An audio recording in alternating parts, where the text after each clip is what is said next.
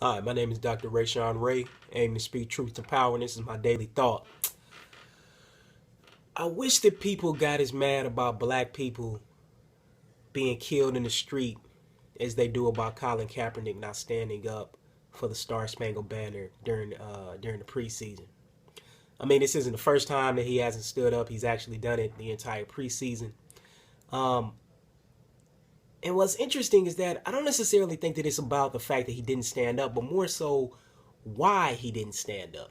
Right? I think that's the reason why people are really, really annoyed. Because if you're like me and you go to ball games and you watch ball games, I see people not standing up all the time. I see people at the concession stand not uh, standing there with their hats off, right? Not saying the Pledge of Allegiance, not saluting the flag, not necessarily paying attention to the Star Spangled Banner, sitting down, having conversations, doing other sorts of things, right? People of all different racial backgrounds. And if you're at a ball game, particularly a baseball or football game, it's more likely that the people attending are more likely to be white. So I actually see more white people engaging in these acts at public venues than I do people of other races. But this is what's interesting. See, this is where the First Amendment gets real. See, it's actually his right not to stand. Now I come from a military family, right? I mean, my grandfather was a drill sergeant. My mom was in the military. My uncle, my aunt. I get it. My god brother served 3 tours in Iraq.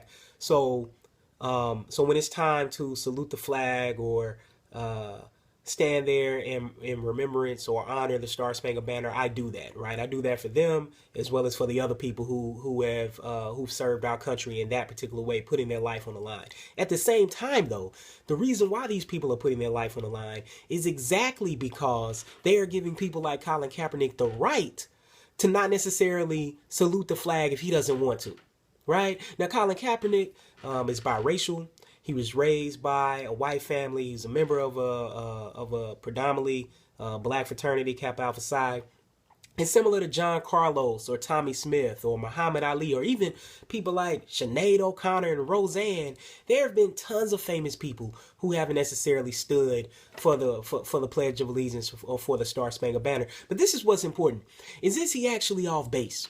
Because I don't really think people really know the history of the Star Spangled Banner. See, Francis Scott Key, during the War of 1812, which was happening actually where I live, this Baltimore-Washington corridor, when the British overtook Baltimore and D.C., the British were recruiting slaves, right? They were recruiting black slaves to come and fight on their side, right? Francis Scott Key, obviously seeing the flag still standing, and wrote the Star Spangled Banner. But see, the thing is, when we write the Star Spangled Banner, or when we say the Star Spangled Banner, there are parts of it that we actually don't say.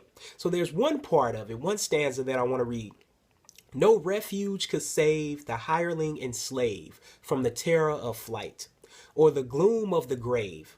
And the Star Spangled Banner in triumph doth wave, o'er the land of the free and the home of the brave. See, when Francis Scott Key said no refuge could save the hireling and slave from the terror of flight, what he's saying is that blacks who were fleeing at that particular time for freedom, to fight for their freedom on the British side, actually ended up dying, right? And he actually took some sort of, he actually found pride in that, right? That these blacks were trying to run and actually couldn't and ended up dead, right? So we leave out parts of this, right? The other thing that we don't really pay attention to is that the Star Spangled Banner didn't really take on full throttle. It wasn't until President Woodrow Wilson was in office around the turn of the century, where all of a sudden he started, well, kind of in the early 1900s, when all of a sudden he started having the Star Spangled Banner played at sporting events, right? And of course, the reason why Woodrow Wilson comes into play is because, similar to Francis Scott Key,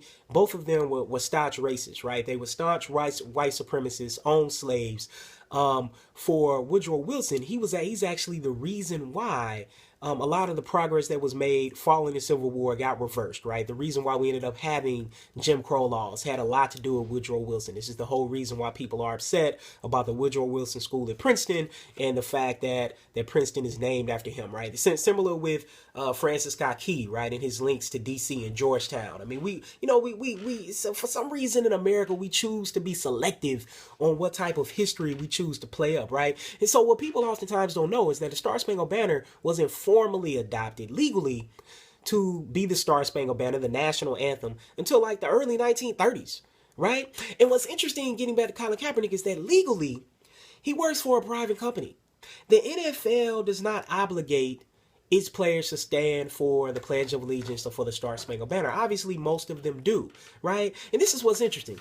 I hear this rhetoric about him having this $100 million contract. First off, in the NFL, contracts aren't guaranteed. Regardless, he's making a crap load of money, right? I'm not going to argue that point.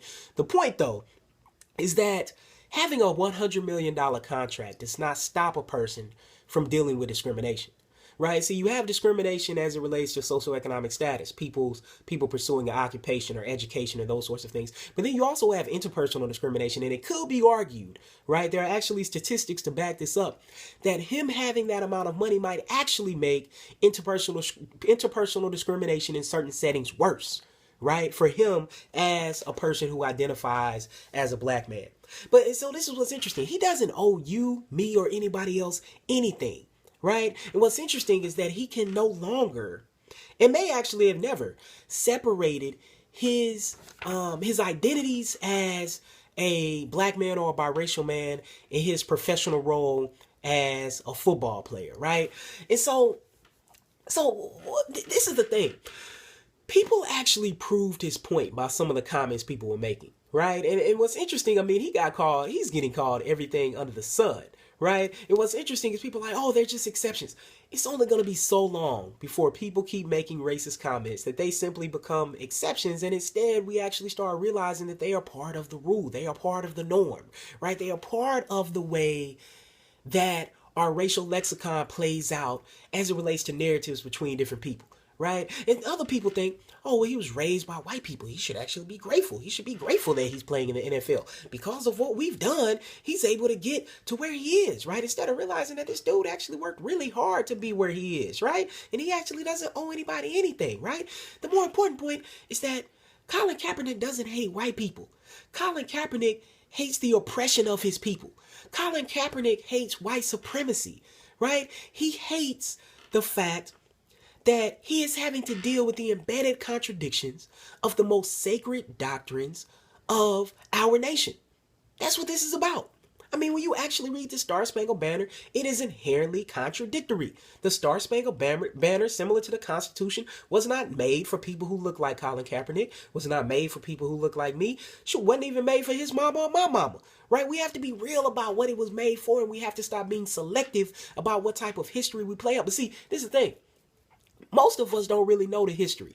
See, that's part of the problem. That's the way the system is set up for us to not necessarily know what's going on and actually have a realization that when people find out history, when people find out knowledge, it actually aggravates people a little bit, right? So as it relates to Colin Kaepernick, I mean, one of his main issues is that now he can actually say, oh, well, I proved my point, because people are actually aggravated at this particular point. But see, people actually don't want to be told the truth.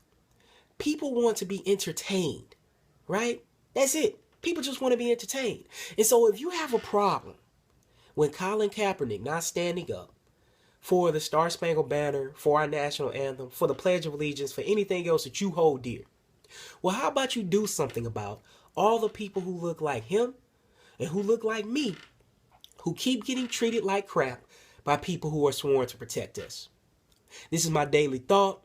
Again, conversations matter like Black lives and books, and I hope that this has inspired one.